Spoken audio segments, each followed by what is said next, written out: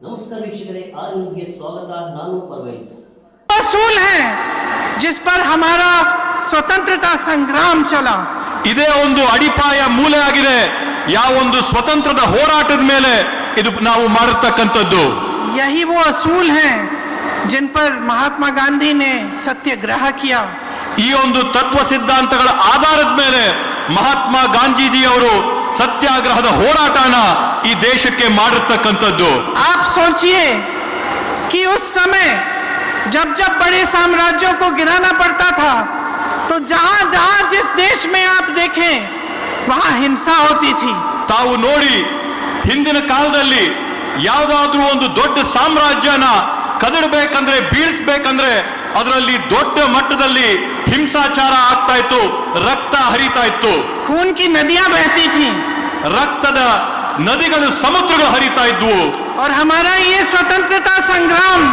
ಆದ್ರೆ ನಮ್ಮ ಒಂದು ಸ್ವತಂತ್ರದ ಹೋರಾಟ इस पूरी दुनिया में अनोखा संग्राम ಈ ಪೂರ್ತಿ ವಿಶ್ವದಲ್ಲೇ ಒಂದು ಅದ್ಭುತವಾದಂತ ವಿಶೇಷವಾದಂತ ಹೋರಾಟ ಆಗಿತ್ತು जो सत्य और अहिंसा के आधार पर लड़ा गया ಈ ಒಂದು ಸ್ವತಂತ್ರದ ಹೋರಾಟ ಸತ್ಯ ಮತ್ತೆ ಅಹಿಂಸೆಯ ಆಧಾರದ ಮೇಲೆ ಹೋರಾಟ ನಡೆಯಿತು जिसमें महात्मा गांधी ಯಾವುದರಲ್ಲಿ जवाहरलाल नेहरू जी सरदार पटेल जी अंबेडकर जी जिसमें तमाम जो स्वतंत्रता सेनानी थे उन्होंने कहा कि तुम हिंसा करो हम नहीं करेंगे तुम मत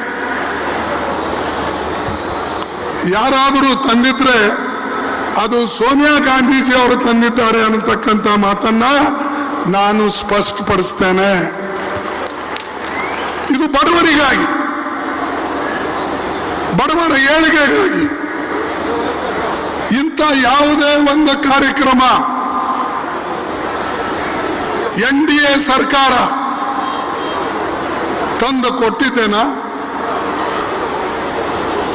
ನಾವು ಕೊಟ್ಟಂತ ಕಾರ್ಯಕ್ರಮಕ್ಕೆ ಅವರು ಟೀಕೆ ಮಾಡಿಕೊಂಡು ನಮಗೆ ಹೀಯಾಳಿಸಿ ಅನೇಕ ಮಾತುಗಳನ್ನ ನಮ್ಮ ವಿರುದ್ಧ ಅಪಪ್ರಚಾರ ಮಾಡಿ ಅವರ ಅಧಿಕಾರಕ್ಕೆ ಬಂದಿದ್ದಾರೆ. ಆದರೆ ಒಂದು ನೆನಪಿನಲ್ಲಿಡಬೇಕು, ಕಾಂಗ್ರೆಸ್ ಪಾರ್ಟಿ ಇದು ಸದಾ ಬಡವರಿಗಾಗಿ. ಇಂದಿರಾ ಗಾಂಧೀಜಿ ಅವರು 10 ಪಾಯಿಂಟ್ ಪ್ರೋಗ್ರಾಮ್ ತಂದ್ರು, ನಿಮ್ಮೆಲ್ಲರಿಗೂ ಗೊತ್ತದನೋ ಇಲ್ಲೋ. 1969ರಲ್ಲಿ ನಾನು ಬ್ಲಾಕ್ ಕಾಂಗ್ರೆಸ್ ಕಮಿಟಿ ಅಧ್ಯಕ್ಷತೆ. ಇವತ್ತು ನನಗೆ ಕಾಂಗ್ರೆಸ್ ಪಕ್ಷದ ಎಲ್ಲ ಮುಖಂಡರು ಸೇರಿ ಸೋನಿಯಾ ಗಾಂಧಿ ಅವರ ಸಹಕಾರ ಭಾರತೀಯ ಜನತಾ ಪಕ್ಷಕ್ಕೆ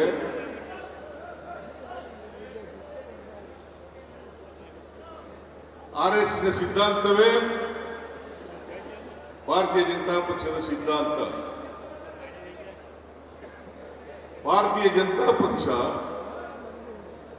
ಅವರ ಕೈಗೊಂಬೆಯಾಗಿ ಕೆಲಸ ಮಾಡ್ತಾ ಇರ್ತಕ್ಕಂಥದ್ದು, RSSನ ಕೈಗೊಂಬೆಯಾಗಿ ಕೆಲಸ ಮಾಡ್ತಾ ಇರ್ತಕ್ಕಂಥದ್ದೇ ಭಾರತೀಯ ಜನತಾ ಪಕ್ಷ. ಅವರ ಸಿದ್ಧಾಂತ ಒಡಕು ಮತ್ತು ತಾರತಮ್ಯ ಇವೆರಡನ್ನ ಈ ದೇಶದಲ್ಲಿ ಬಹಳ ವ್ಯವಸ್ಥಿತವಾಗಿ ಮಾಡಲಿಕ್ಕೆ ಪ್ರಾರಂಭ ಮಾಡಿದ್ದಾರೆ. ಅವರು ಗಾಂಧೀಜಿಯವರನ್ನು ಕೂಡ ವಿರೋಧ ಮಾಡಿದರು, ಬಾಬಾ ಸಾಹೇಬ್ ಅಂಬೇಡ್ಕರ್ ಅವರನ್ನು ಕೂಡ ವಿರೋಧ ಮಾಡಿದರು, ಸಂವಿಧಾನವನ್ನು ಕೂಡ ವಿರೋಧ ಮಾಡಿದರು. ಕಾರಣ ಯಾಕಪ್ಪ ಅಂತಂದ್ರೆ RSSನ ಸಿದ್ಧಾಂತವನ್ನ ಬಾಪೂಜಿಯವರು ವಿರೋಧ ಮಾಡ್ತಾ ಇದ್ರು, ಹಾಗೆಯೇ ಅಂಬೇಡ್ಕರ್ ಅವರು ವಿರೋಧ ಮಾಡ್ತಾ ಇದ್ರು. ಸಂವಿಧಾನದ ಮೂಲಕ ಈ ದೇಶದಲ್ಲಿ ಭ್ರಾತೃತ್ವ, ಸಮಾನತೆ, ಸ್ವಾತಂತ್ರ್ಯ, ಸಮಾಜವಾದ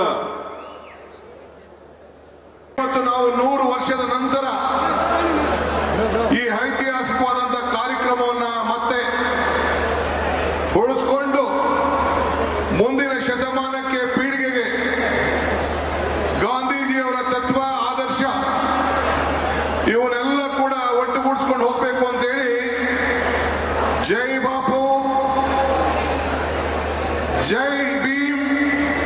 ಜೈ ಸಂವಿಧಾನ ಸಮಾವೇಶವನ್ನ ಇವತ್ತು ಎಸಿಸಿಯ ಕಾರ್ಯಕ್ರಮವನ್ನ ಇವತ್ತು ನಾವು ಹಮ್ಮಿಕೊಂಡಿದ್ದೇವೆ.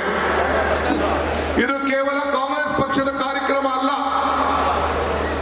ಇದು ಸರ್ಕಾರದ ಮಾತ್ರ ಕಾರ್ಯಕ್ರಮ ಅಲ್ಲ. ಇದು ಈ ದೇಶದ ಜನರಿಗೆ, ಈ ದೇಶದ ಐಕ್ಯತೆಗೆ, ಈ ದೇಶದ ಸಮಗ್ರಕ್ಕೆ, ಗಾಂಧೀಜಿಯವರ, ಅಂಬೇಡ್ಕರ್ ಅವರ ಸ್ಮರಣೆ ಹಾಗೂ ಸಂವಿಧಾನದ ರಕ್ಷಣೆಗೆ ಈ ಸಮಾವೇಶದ ಮುಖ್ಯ ಉದ್ದೇಶ. ನಿರಂತರ ಸುದ್ದಿಗಳಿಗಾಗಿ ನೋಡ್ತಾ ಇರಿ ಆರ್ ನ್ಯೂಸ್ ಕನ್ನಡ.